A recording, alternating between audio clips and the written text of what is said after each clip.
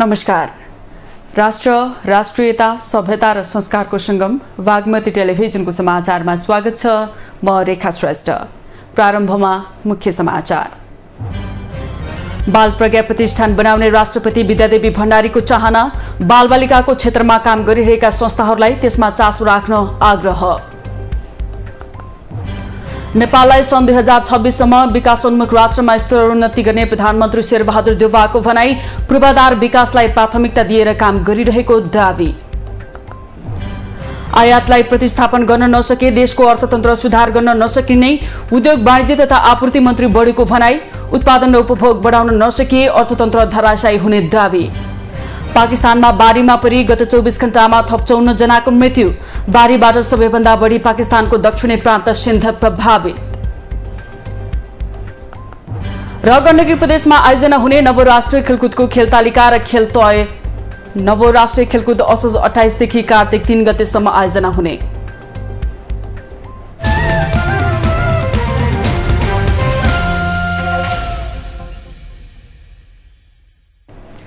सुरु गरौं राष्ट्रपतिको भनाई सम्बन्धी समाचारबाट।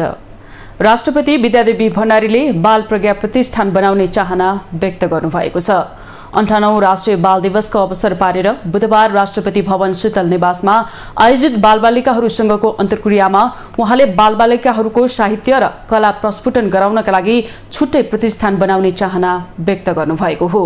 राष्ट्रपति भण्डारीले त्यसका लागि आफूले केही प्रयासहरू अगाडि बढाएको उल्लेख गर्दै बालबालिकाको क्षेत्रमा काम गरिरहेका संस्थाहरूलाई पनि त्यसमा चासो राख्न आग्रह गर्नुभयो।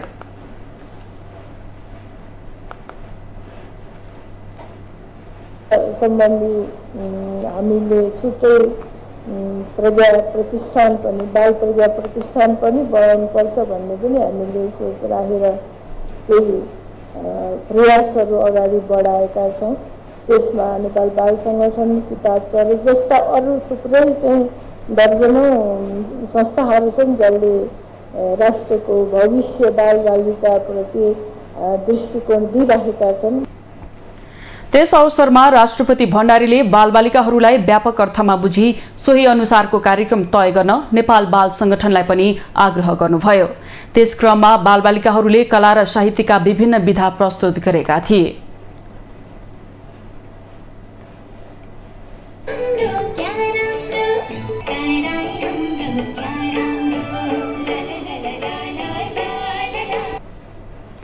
राष्ट्रपति भण्डारीले हरेक वर्ष राष्ट्रिय बाल अधिकार दिवसको अवसर पारेर राष्ट्रपति भवन शीतल निवासमा बालबालिकासँग अन्तर्क्रिया कार्यक्रम आयोजना गर्दै आउनुभएको छ। उहाँले ठाउँ अलि सानो भएकाले बालबालिकाहरूलाई आफ्नो प्रतिभा प्रस्तुत गर्न कठिनाई भएको आफूलाई अनुभूति भएको पनि बताउनुभयो। यस वर्ष सरकारले सो दिवसको मूल नारा बालमैत्री समाजको आधार जिम्मेवार परिवार उत्तरदायी सरकार तय गरेको छ। प्रधानमन्त्री शेरबहादुर देउवाले नेपाललाई सन् 2026 सम्म विकासोन्मुख राष्ट्रमा स्तरोन्नति गर्ने बताउनु भएको छ। बुधबार लगानी बोर्डको दिगो पूर्वाधार लगानी फोरमलाई सम्बोधन गर्दै प्रधानमन्त्री देउवाले पूर्वाधार विकास र आर्थिक स्तरोन्नति गर्दै सन् 2026 सम्म विकासोन्मुख राष्ट्रमा स्तरोन्नति गर्ने बताउनु भएको हो।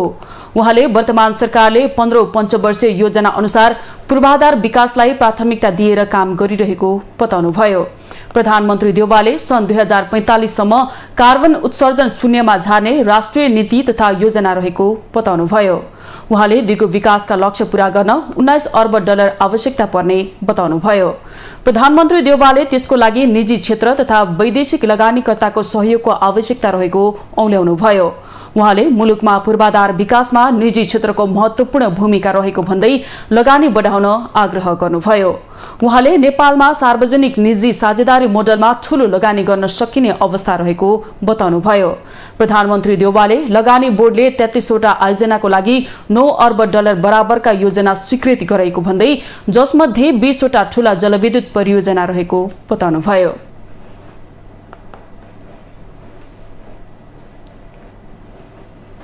The IBN has a pivotal role to play in this regard. The board has already approved a cumulative investment of about $9 billion for 33 projects. 20 of these projects are related to the development of green and clean energy. लगानी बोर्डले दिगो पूर्वाधार लगानी फोरममा नेपालले घरेलु तथा बाह्य निजी लगानी आकर्षण गर्न अत्यावश्यक मानिएको परियोजना बैंक स्थापना गर्न निर्देशिका जारी गरेको छ। 3 वर्ष अघि सार्वजनिक निजी साझेदारी र लगानी ऐनले नै गुणस्तरीय लगानी आकर्षणका लागि परियोजना विकास बैंक स्थापनाको परिकल्पना गरेको थियो। तर 3 वर्षसम्म पनि निर्देशिका भने बस्न सकेको थिएन। बैंक योग्य पूर्वाधारको सुनिश्चित पाइपलाइन परियोजनाको सृजना गर्ने, घरेलु प्रत्यक्ष लगानी तथा प्रत्यक्ष वैदेशिक लगानीका लागि आन्तरिक आकर्षित गर्न परियोजना बैंकले सहयोग गर्नेछ। बोर्डले वैदेशिक लगानी भित्र्याउन सहयोग गर्ने संस्था र व्यक्तिलाई सम्मान गरेको छ।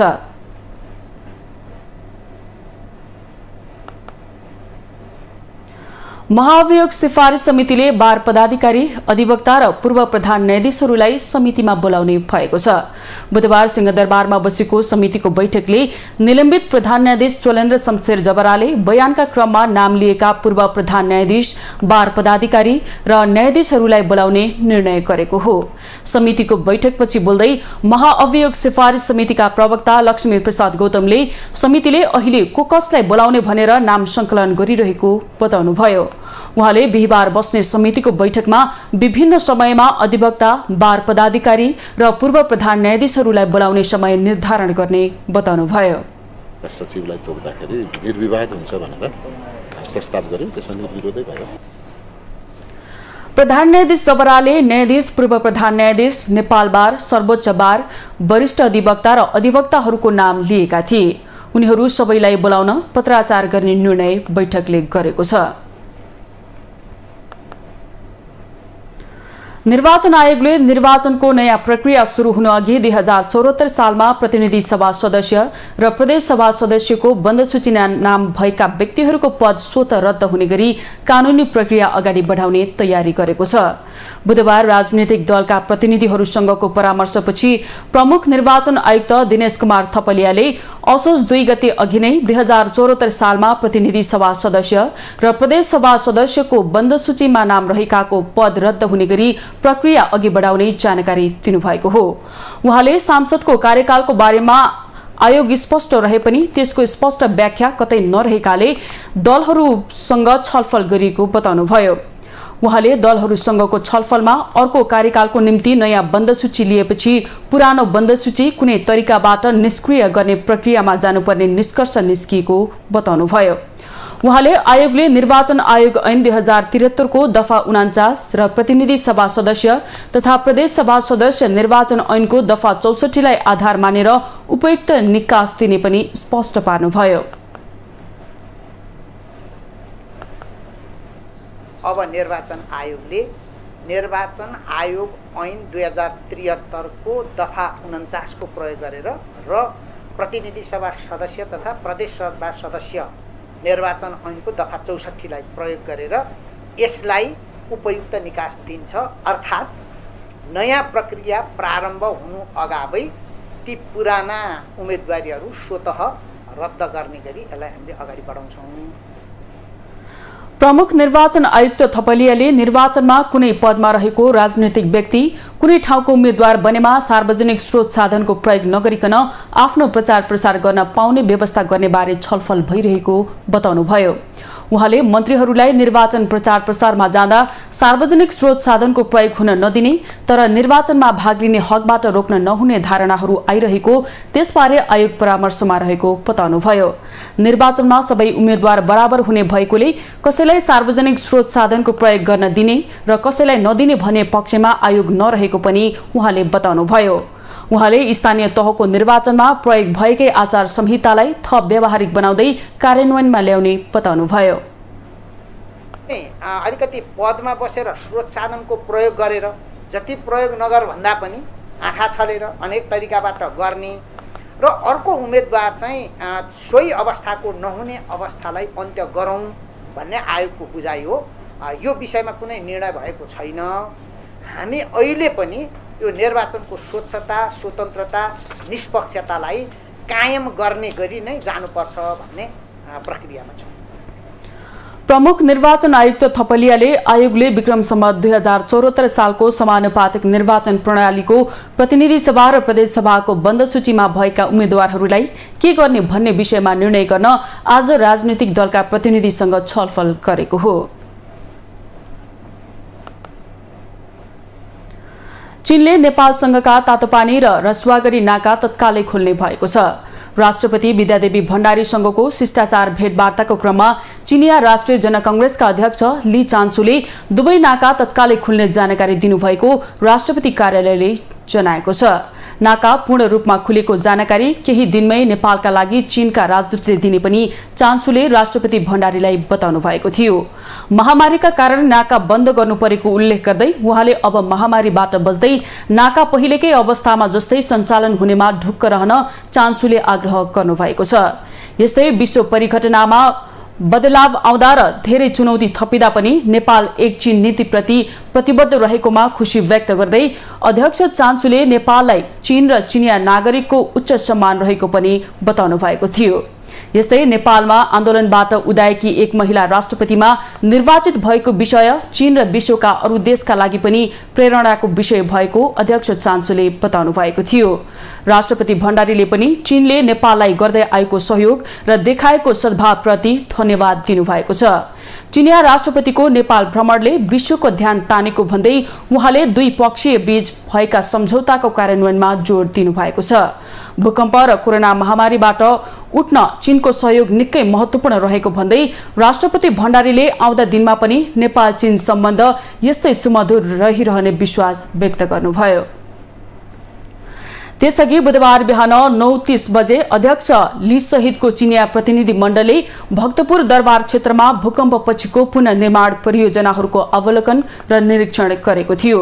भ्रमणको पहिलो दिन सभामुख सापकोटा र अध्यक्ष लीले संसद भवन नयाँ बानेश्वरमा संसदीय प्रतिनिधि मण्डल स्तरीय द्विपक्षीय वार्ता गरी सहयोग सम्बन्धी 6 बुँदे सम्झौता पत्रमा हस्ताक्षर गर्नुभएको थियो। मंगलबार लीले प्रधानमन्त्री शेरबहादुर देउवा, राष्ट्रिय सभाका अध्यक्ष गणेश प्रसाद तिमल सिन्हा, माओवादी केन्द्रका अध्यक्ष प्रचण्ड, नेकपा एमालेका अध्यक्ष केपी शर्मा ओली लगायतसँग भेटवार्ता गर्नुभएको थियो। ली चान्सु सोमबार काठमाडौँ आउनु भएको हो।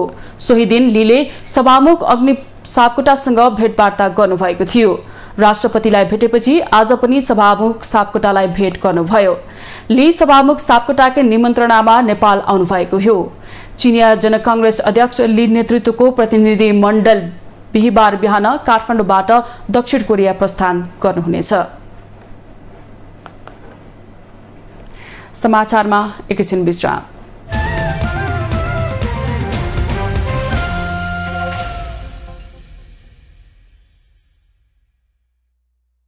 हामी समाचारको निरन्तरतामा छौं। अब बाँकी समाचार। देशभर पछिल्लो 24 घण्टामा थप 119 जनामा कोरोना भाइरस संक्रमण पुष्टि भएको छ। पछिल्लो 24 घण्टामा 4084 जनाको नमूना परीक्षण गरिएको थियो। 1955 जनाको पीसीआर र 2129 जनाको एन्टिजेन विधिबाट परीक्षण गर्दा 119 जनामा संक्रमण पुष्टि भएको स्वास्थ्य तथा जनसंख्या मन्त्रालयले जनाएको छ।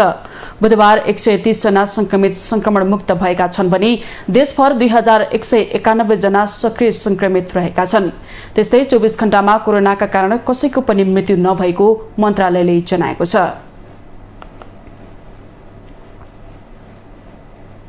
नेपाली कांग्रेसका महामन्त्री गगन कुमार थापाले नेपालमै उत्पादित सामग्रीहरू सरकारी कार्यालयमा प्रयोग हुन नसके मुलुकको अर्थतन्त्र सुधार गर्न सकिने बताउनु भएको छ। बुधबार उद्योग वाणिज्य तथा आपूर्ति मन्त्रालयले गरेको प्रधानमन्त्री नेपाली उत्पादन तथा उपभोग अभिवृद्धि अवधारणा सम्बन्धी अन्तर्क्रियामा महामन्त्री थापाले सरकारी कार्यालयमा प्रयोग हुने 70 देखि 80% वस्तुहरू नेपाली उत्पादन हुन सके मुलुकको अर्थतन्त्र सुधार गर्न सकिने बताउनु भएको हो। उहाँले विगतमा नेपाली उत्पादनका वस्तुहरूमा 10 देखि 15% बढी शुल्क तिरेर प्रयोग गर्ने नीतिले काम नगरेको भन्दै सरकारी कार्यालयहरूमा अनिवार्य रूपमा नेपालमा उत्पादित सामानको प्रयोग गर्नुपर्ने व्यवस्था गर्नु आवश्यक रहेको बताउनुभयो।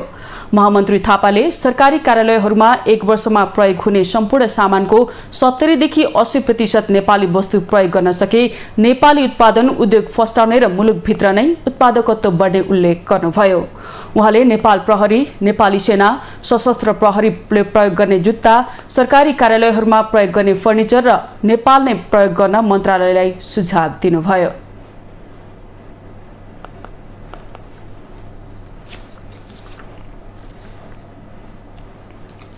हामीले यसमा 10% 15%सम्म बढी पैसा तिर्ने भन्ने कुराले काम गरेन। नेपालमा चाहिँ यदि यस्तो कप नेपालमा उपलब्ध छ, नेपाली उपलब्ध छ भनेदेखि भने चाहिँ टोटल यो अड्डाले वर्षभरि खरिद गर्ने सामग्री र सेवा र वस्तुको 70 देखि 80% सामान नेपालमा उत्पादन भएको सामान नेपाली नै किन्नुपर्छ भन्नेबाट सुरु गरौँ त ल। चाहे त्यो प्रहरीको जुत्ता होस्, चाहे त्यो आर्मीको जुत्ता होस्, चाहे हाम्रो सरकारी अड्डामा राख्ने फर्निचर होस्, हाम्रो चाहे जो नेपालमा उपलब्ध भएको कुरा त्यो कम्तीमा त्यहाँबाट हाम्रो उपभोगको एउटा नयाँ यात्रा प्रारम्भ हुन्छ। महामन्त्री थापाले सरकारले नेपाली उत्पादनको लागि नीतिगत सहजता गर्न सके 10 वर्षमा मुलुकको आर्थिक अवस्था सुधार गर्न सकिने बताउनुभयो। उद्योग मन्त्रालयले उत्पादन उद्योग क्षेत्रको नेतृत्व गर्न नसकेको उहाँको भनाइ थियो। महामन्त्री थापाले अर्थ मन्त्रालयले उद्योग स्थापना गर्न छुट दिएका विषयमा उद्योग मन्त्रालयले सहकार्य गर्नुपर्ने बताउनुभयो। गृहमन्त्री बालकृष्ण खाडले कारागार व्यवस्थापनका लागि बजेटको अभाव रहेको बताउनु भएको छ। बुधबार प्रतिनिधि सभा बैठकमा कारागार विधेयक 2078 माथि राष्ट्रिय सभाबाट भएको संशोधनमाथिको छलफलको क्रममा सांसदहरूले उठाएका जिज्ञासाको जवाफ दिँदै गृहमन्त्री खाडले यस्तो बताउनु भएको हो। उहाँले कारागार व्यवस्थापनका लागि पर्याप्त बजेटको व्यवस्था गर्न संसदको पनि गम्भीर ध्यानाकर्षण गराउनुभयो। कारागारमा बन्दीहरूको संख्या पनि ठूलो रहेको र त्यसको भौतिक पूर्वाधार व्यवस्थापनको काम पनि चुनौतीपूर्ण रहेको उल्लेख गर्दै मन्त्री खाडले त्यसको उचित व्यवस्थापनका लागि सरकार र संसद दुवै पहल गर्नुपर्ने आवश्यकता पनि औल्याउनुभयो।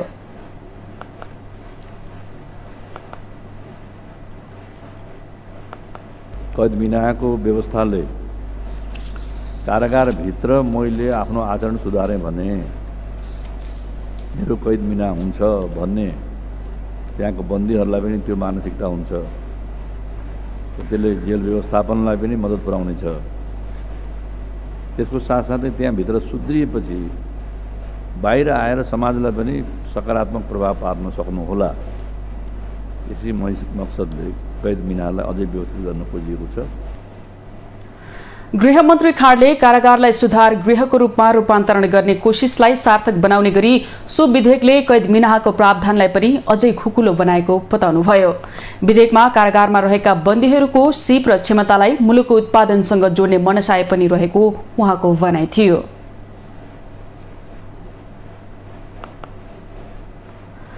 नेकपा माओवादी केन्द्रका अध्यक्ष एवं पूर्व प्रधानमन्त्री पुष्पकमल दाहालले संक्रमणकालीन न्यायको विषयलाई राजनीतिकरण गर्न नहुने बताउनु भएको छ।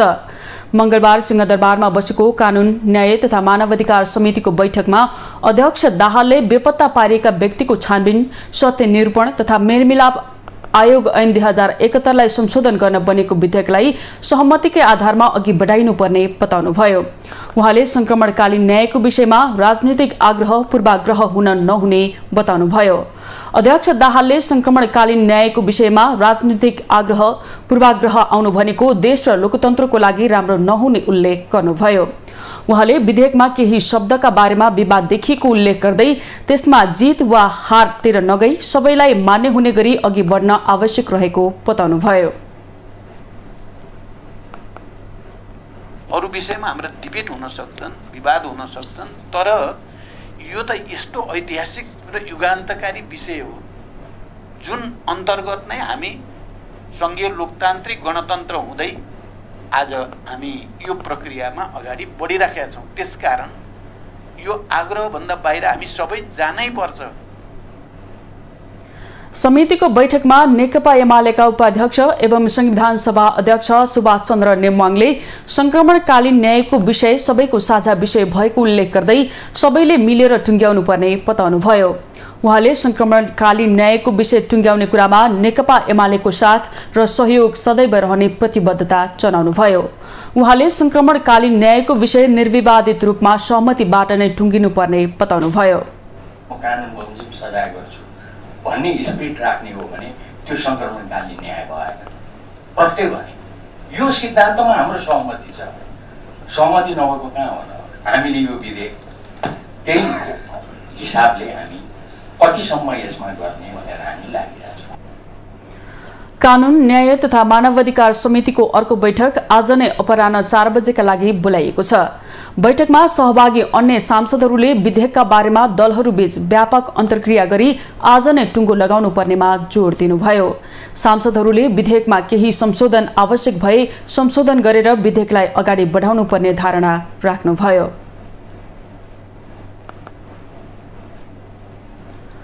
पूर्व मुख्य सचिव विमल कोइरालाले सरकार जस्तो र निजी क्षेत्र जस्तो नभएको बताउनु भएको छ। बुधबार उद्योग वाणिज्य तथा आपूर्ति मन्त्रालयले प्रधानमन्त्री नेपाली उत्पादन तथा उपभोग अभिवृद्धि अवधारणा सम्बन्धी अन्तर्क्रिया कार्यक्रममा बोल्दै पूर्व मुख्य सचिव कोइरालाले यस्तो बताउनु भएको हो। उहाँले सरकार र निजी क्षेत्र सहकार्य गरेर मुलुकभित्र उत्पादन र उत्पादकत्व बढाउनु पर्ने भए पनि दुवैले आफ्नो आफ्नो स्वार्थ र ससाना कुरामा अल्झेर बसेको बताउनुभयो। कोइरालाले सरकारले जनतालाई समृद्धि वितरण गर्ने वा गरिबी भन्ने विषय स्पष्ट हुनुपर्ने बताउनुभयो। कोइरालाले पछिल्लो समय अर्थतन्त्रमा देखिएको समस्याको दीर्घकालीन समाधान गर्न सरकारले आयातलाई प्रतिबन्ध भन्दा पनि उत्पादन बढाएर निर्यात वृद्धिमा जोड दिनुपर्ने बताउनुभयो।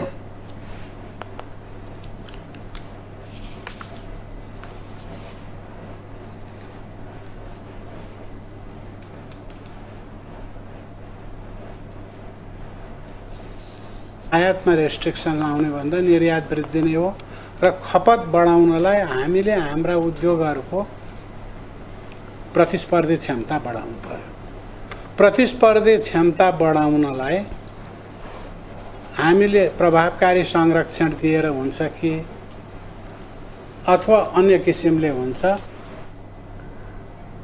उहाँले अहिले सरकार र निजी क्षेत्रको दुवैको उत्पादनमा प्रतिस्पर्धी क्षमता बढाउनेतिर ध्यान नगएको बताउनुभयो।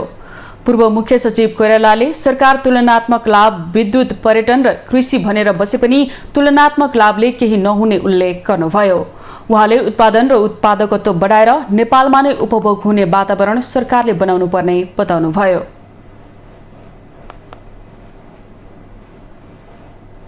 नेकपा एकीकृत समाजवादीका अध्यक्ष माधव कुमार नेपालले आगामी मंसिर 4 गते हुने प्रतिनिधि सभा र प्रदेश सभा चुनावमा टिकट व्यवस्थापन गर्न पार्टीभित्र गाह्रो भइरहेको बताउनु भएको छ। अध्यक्ष नेपालले नगरे पनि हुन्थ्यो नि भन्नेहरूले पनि निर्वाचनमा टिकट लिनका लागि चर्को दाबी गरिरहेको उल्लेख गर्दै त्यसको व्यवस्थापन गर्न पार्टीलाई समस्या भइरहेको बताउनु भएको हो। बुधबार काठमाडौँमा आयोजित पार्टी निकट समाजवादी सहकारी संगठन नेपालको घोषणा कार्यक्रममा उहाँले उठेर 2 कदम पनि हिँड्न नसक्ने वृद्धहरूले समेत टिकटको आकांक्षा चर्को रूपमा राखेको बताउनुभयो। अध्यक्ष नेपालले ती आकांक्षीहरूमा टिकट नपाउने हो भने बेहोस हुने हो कि भन्ने आफूलाई लागेको पनि बताउनुभयो। अब मंसिर 4 गते चुनाव हुन गइरहेछ, सबैलाई टिकट चाहिएको छ। अब टिकट नपाउने हो भने कता भेट हुने हो थाहा छैन। भनेपछि चाहना हेर्ने हो भने आकाश पुगेको छ, सुग्राफ हेर्ने हो भने कहाँभन्दा कहाँ पुगिरहेको छ। सबै मान्छे एकदम काबिल भएर आएका छन्। अध्यक्ष नेपालले पार्टीका नेता कार्यकर्ताहरूलाई कुनै व्यवसाय वा रोजगारीमा जोडिन पनि पटक पटक सचेत गराउनुभयो। त्यसका लागि सहकारीको अवधारणा सबैभन्दा उपयुक्त रहेको उहाँले बताउनुभयो। नेपाल मजदुर किसान पार्टीका सांसद प्रेम सुवालले महामारीको रूपमा फैलिएको डेंगी रोगको अवस्थाबारे संसदलाई जानकारी गराउन सरकारसँग माग गर्नुभएको छ।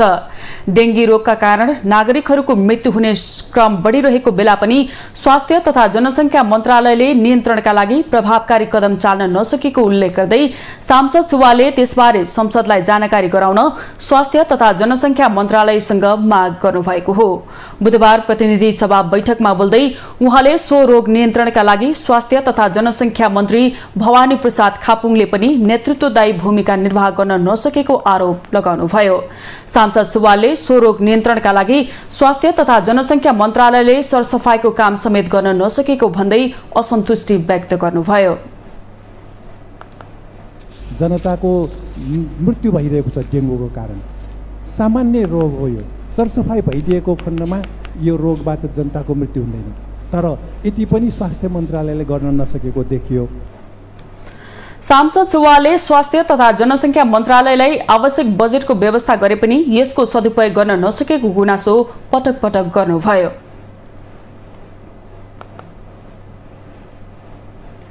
प्रमुख प्रतिपक्षी दल नेकपा एमालेका सांसद एवं पूर्व मन्त्री खगराज अधिकारीले सरकारले आफ्ना पार्टीका सांसदहरू निर्वाचित भएको क्षेत्रमा विकास निर्माणका लागि विनियोजित बजेट पनि निकासा नदिएको आरोप लगाउनु भएको छ। बुधबार प्रतिनिधि सभा बैठकमा विशेष समय लिएर बोल्दै उहाँले यस्तो आरोप लगाउनु भएको हो। प्रतिपक्ष दलमाथि प्रतिशोध साध्ने गरी बजेट निकासा दिने काम किन नगरेको भन्दै सांसद अधिकारीले त्यसको जवाफ तत्काल दिन सरकारसँग माग गर्नुभयो। उहाँले गुठियारहरूको समस्या समाधान गर्न सरकार उदासीन रहेको भन्दै आक्रोश समेत व्यक्त गर्नुभयो। केपी ओली नेतृत्वको अघिल्लो सरकारले ल्याएको सो सम्बन्धी विधेयकको विरोध गर्नेहरू अहिले सरकारमा रहेको उल्लेख गर्दै सांसद अधिकारीले ती समस्या समाधान गर्न सरकारलाई दबाव समेत दिनुभयो।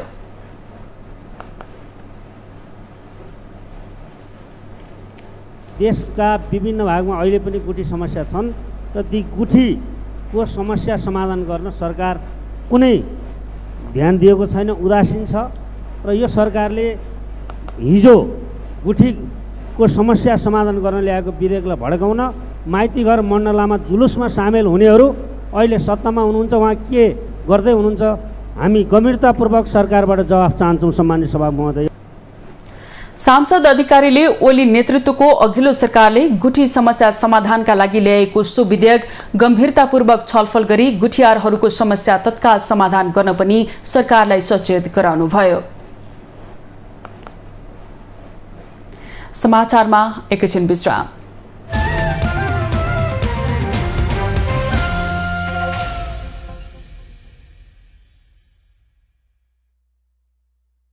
हामी समाचारको निरन्तरतामा छौं। अब बाँकी समाचार। राष्ट्रिय सभाले 2वटा विधेयक दफावार छलफलका लागि विधान व्यवस्थापन समितिमा पठाएको छ। राष्ट्रिय सभाको बुधबार बसेको बैठकले प्रतिनिधि सभाबाट सन्देशसहित प्राप्त बीमा विधेयक 2075 र सार्वजनिक ऋण व्यवस्थापन विधेयक 2076 लाई दफावार छलफलका लागि सो समितिमा पठाइयोस् भन्ने प्रस्ताव सर्वसम्मतिले पारित गरेको हो।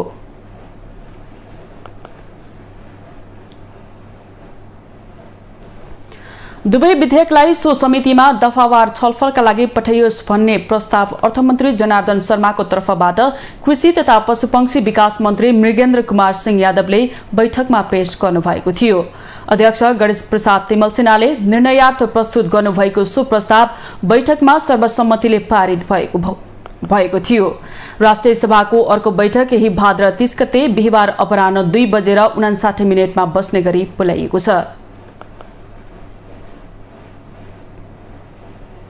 राष्ट्रिय सभाका सांसदहरूले महामारीको रूपमा फैलिँदै गएको डेंगी रोग नियन्त्रणका लागि विशेष ध्यान दिन सरकारसँग माग गरेका छन्। बुधबार बसेको राष्ट्रिय सभा बैठकको शून्य समयमा बोल्दै प्रमुख प्रतिपक्षी दल नेकपा एमालेका सांसदद्वय देवेन्द्र दाहाल र गोपाल भट्टराई तथा सत्तारूढ नेकपा माओवादी केन्द्रका सांसद माया प्रसाद शर्माले डेंगी रोगको उपचारका लागि अति आवश्यक रहेको सिटामलको अभाव हुन नदिन पनि सरकारको गम्भीर ध्यानाकर्षण गराउनु भएको छ। प्रमुख प्रतिपक्षी दल एमाले सांसद दाहालले बजारमा सिटामलको अभाव भएको उल्लेख गर्दै तत्काल त्यसको आवश्यक व्यवस्था मिलाउन सरकारसँग माग गर्नुभयो।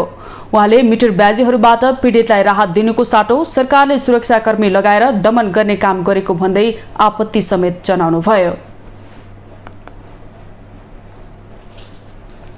व्यापक रूपमा चाहिँ मानिसहरूलाई मिटर ब्याज असुल गर्दै ठगी गरिरहेको कुरा आएको छ। तर ती न्याय माग्न गएकाहरूलाई सरकारले उल्टै लाठीचार्ज गर्ने र तिनीहरूको आवाज सुन्नुको साटो सरकारले तिनीहरूलाई नै दमन गर्ने काम गरिरहेको छ र यस्तो काम अविलम्ब रोकियोस्। नेकपा माओवादी केन्द्रका सांसद माया प्रसाद शर्माले डेंगी रोग नियन्त्रणका लागि विशेष ध्यान दिन सरकारको गम्भीर ध्यानाकर्षण गराउनुभयो।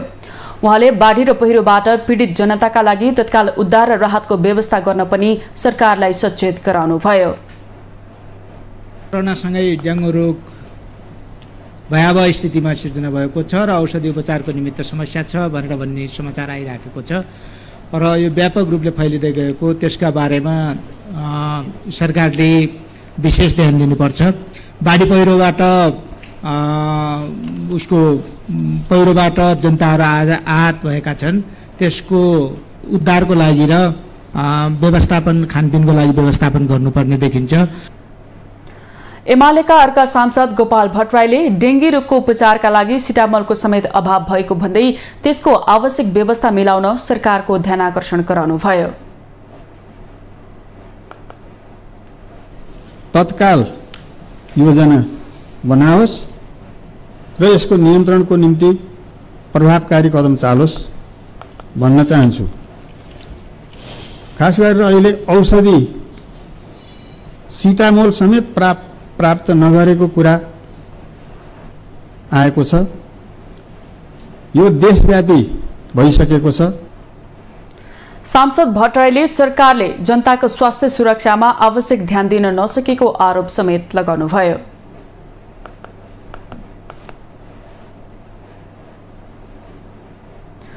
प्रतिनिधि सभा सदस्य भीमसेन दास प्रधानले संसदको बैठकमा नियमित आउने र नआउने बीचको मूल्याङ्कन नभएको बताउनु भएको छ।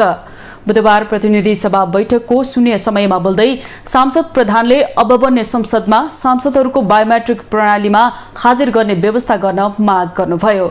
सांसद प्रधानले संसद बैठकमा गणपूरक संख्या नपुग्दा 3 मिनेट घण्टी बजाउनु पर्ने स्थिति भएको भन्दै संसदहरूप्रति नकारात्मक समाचार बाहिर गएको बताउनुभयो। सांसदहरूको बायोमेट्रिक प्रणालीमा हाजिर गर्ने व्यवस्था गरी संसदमा बस्ने र नबस्ने सांसदहरूको सही मूल्याङ्कन हुनुपर्ने उहाँको भनाइ थियो।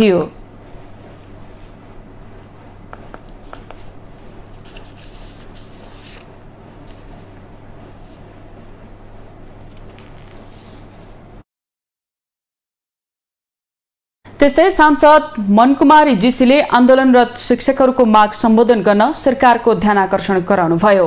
उहाँले प्राथमिक तहदेखि उच्च माविसम्मका शिक्षकहरूको माग सम्बोधन नभएसम्म गुणस्तरीय शिक्षा हुन नसक्ने बताउनुभयो।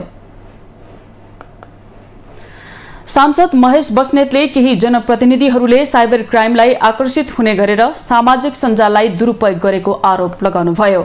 उहाँले अहिलेको राजनीतिक व्यवस्थालाई बिथोल्ने नेता र कार्यकर्ताको बदनाम गराउने अन्तर्राष्ट्रिय तत्त्वहरू रहेको दावी गर्नुभयो।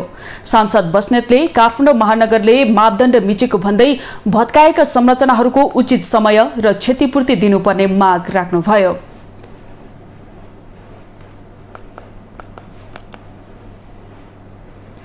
त्यस्तै सांसद मीना पाण्डेले नागरिकता विधेयक राष्ट्रपतिले रोक्न नहुने बताउनुभयो। उहाँले विधेयकमा अंगीकृत नागरिकतालाई खुला नगरेको भन्दै राष्ट्रपति त्यही समस्यामा अल्झिन नहुने बताउनुभयो।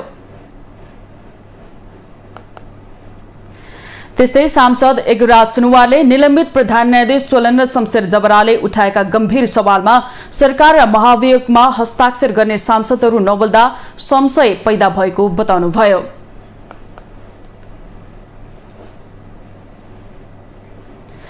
त्यस्तै सांसद यशोदा गुरुङ सुवेदीले सार्वभौम संसदलाई निर्देशन गर्ने अधिकार निर्वाचन आयोगलाई नभएको बताउनुभयो। उहाँले निर्वाचन आयोगले असोज 1 गते राति 12 बजेपछि संसदको अवधि सकिने भन्ने पत्र पठाएको प्रति असन्तुष्टि व्यक्त गर्नुभयो। उहाँले विदेशी नागरिकले नेपालको नागरिकता प्राप्त गर्दा समानता र राष्ट्रियता दुवै विषयलाई गम्भीर रूपमा लिनुपर्ने बताउनुभयो। त्यस्तै सांसद राजन केसीले संसदलाई निर्वाचन आयोगले चिनाउने वा संसदले चिनाउने स्पष्ट हुनुपर्ने बताउनुभयो।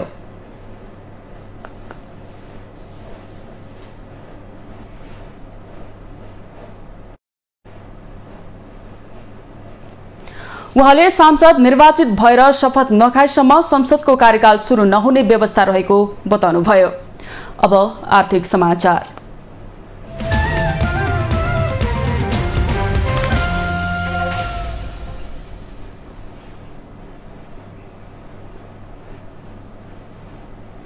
शेयर बजार बुधबार पनि बढेको छ। मंगलबार 21 अंकले बढेको शेयर बजार परिसूचक नेप्से बुधबार 47.44 अंकले उकालो लागेर 1981.48 बिन्दुमा पुगेको छ। सबै समूहको शेयर बढेकोमा फाइनान्स, विकास बैंक, माइक्रो फाइनान्स र उत्पादन समूहको शेयर उच्च अंकले उकालो लागेको छ। नेप्सेसँगै कारोबार रकममा पनि केही सुधार आएको छ। 227 वटा कम्पनीका 46,18,516 किता शेयर 1,45,38,24,650 रुपैयाँमा कारोबार भएका छन्। यस्तै क वर्गका कम्पनीहरूको कारोबार मापन गर्ने सेन्सिटिभ इन्डेक्स 9.19 अङ्कले बढेर 385.36 बिन्दुमा पुगेको छ। सबैभन्दा धेरै नोबेल बैंकको 51 लाख रुपैयाँको शेयर कारोबार भयो। ग्रीन डेभलपमेन्ट बैंकको शेयर 10% तथा लिबर्टी एनर्जी कम्पनीको शेयर झण्डै 8.5% ले बढेको छ। एनआईसी एसिया क्याप फन्डको शेयर भने 10% ले घटेको छ। नेपाल राष्ट्र बैंकले दशैंका लागि नयाँ नोट साट्न सुरु गरेको छ। नेपाल राष्ट्र बैंकको केन्द्रीय कार्यालयबाट आजदेखि नयाँ नोट साट्न थालिएको हो। आजदेखि काठमाडौँ उपत्यका भित्र नयाँ नोट सटही सुरु भएको र उपत्यका बाहिर असोज 2 गतेदेखि नयाँ नोट साट्न सकिने नेपाल राष्ट्र बैंक मुद्रा व्यवस्थापन विभागले जनाएको छ। यस वर्ष पनि नागरिकले प्रति व्यक्ति 18,500 रुपैयाँ बराबर नयाँ नोट सटही गर्न सक्नेछन्। उनीहरूले 5, 10, 20, 50 र 100 रुपैयाँसम्मका नोट एक वटा बन्डल गरी 18,500 रुपैयाँ पाउनेछन्।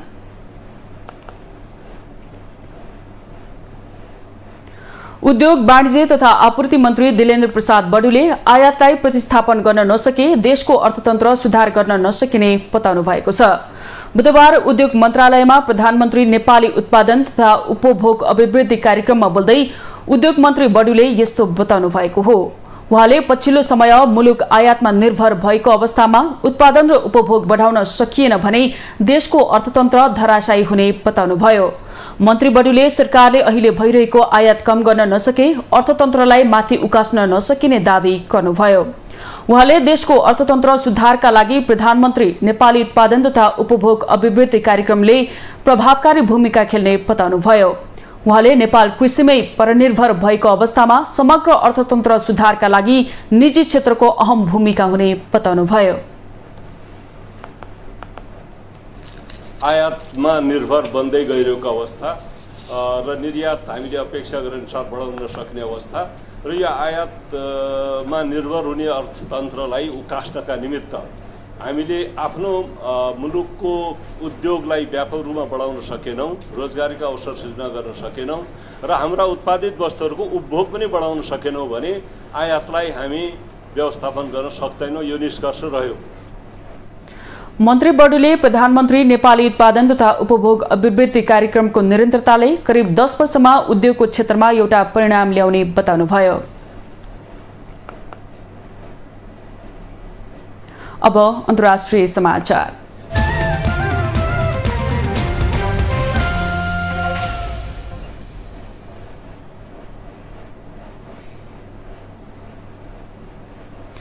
रुसले विदेशी नेताहरूलाई प्रभावित पार्नको लागि 30 करोड अमेरिकी डलर भन्दा बढी रकम खर्च गरेको अमेरिकाले आरोप लगाएको छ।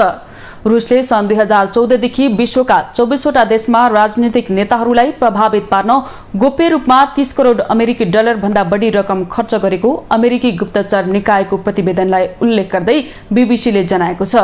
अमेरिकी विदेश मन्त्रालयले रुसको यो काम एउटा ठूलो योजनाको सानो झलक भएको हुन सक्ने बताएको छ। यसबारेमा रुसले कुनै सार्वजनिक प्रतिक्रिया दिइसकेको छैन। अमेरिकाले कुनै देश तथा व्यक्तिको नाम उल्लेख नगरी 4 वटा महादेशका 24 वटा देशमा त्यस्तो अदृश्य लगानी पुगेको बताएको छ। यस्तो लगानी धेरैजसो चुनावलाई प्रभावित पार्न प्रयोग भएको बताइएको छ।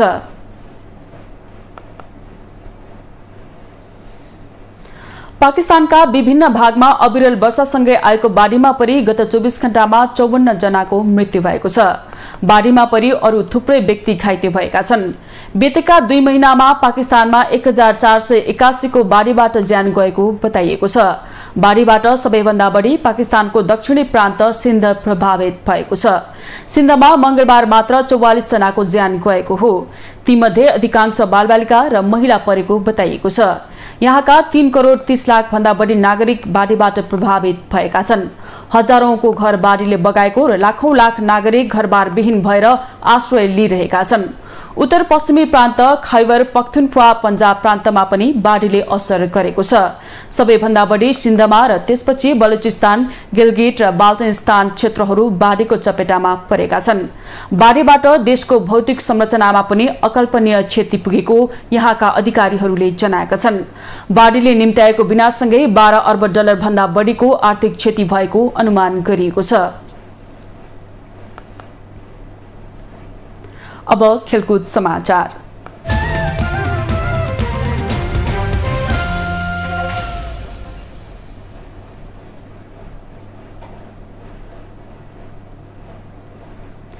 गण्डकी प्रदेशमा आयोजना हुने नव राष्ट्रिय खेलकुदको खेल तालिका र खेल स्थल तय भएको छ। राष्ट्रिय खेलकुद परिषद राखेपको बुधबार बसेको 114औं बोर्ड बैठकले खेल तालिका र खेल स्थल तय गरेको हो। नव राष्ट्रिय खेलकुद असोज 28 देखि कार्तिक 3 सम्म आयोजना हुनेछ।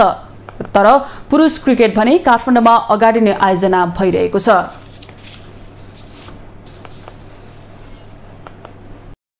अब मौसम सम्बन्धी समाचार।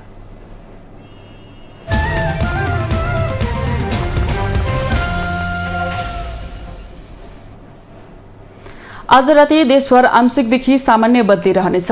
गण्डकी र लुम्बिनी प्रदेशका केही र बाँकी प्रदेशका थोरै स्थानमा मेघगर्जन चट्यान सहित हल्कादेखि मध्यम वर्षाको सम्भावना रहेको छ। गण्डकी, लुम्बिनी र सुदूरपश्चिम प्रदेशका 1-2 स्थानमा भारी वर्षाको पनि सम्भावना रहेको छ।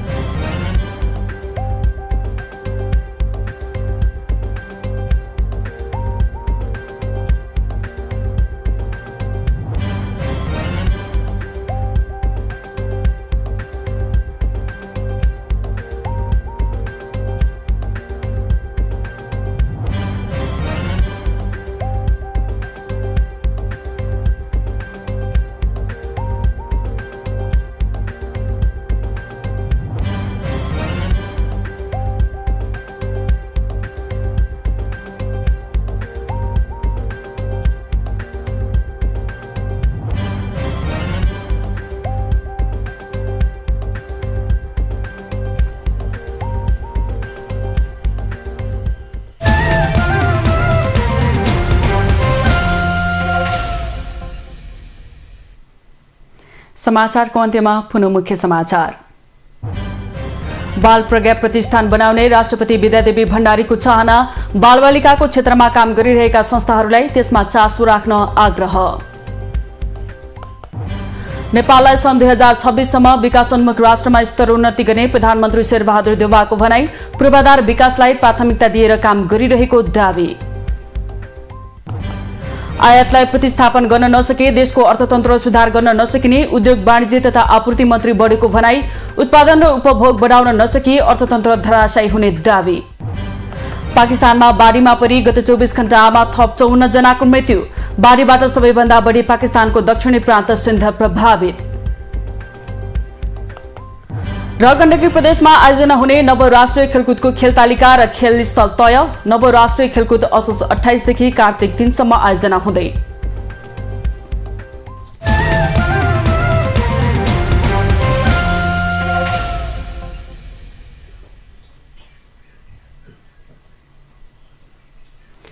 राष्ट्र, राष्ट्रियता, सभ्यता र संस्कार संरक्षणमा समर्पित वाग्मती टेलिभिजनमा प्रसारण भइरहेको समाचार अहिलेलाई यति नै।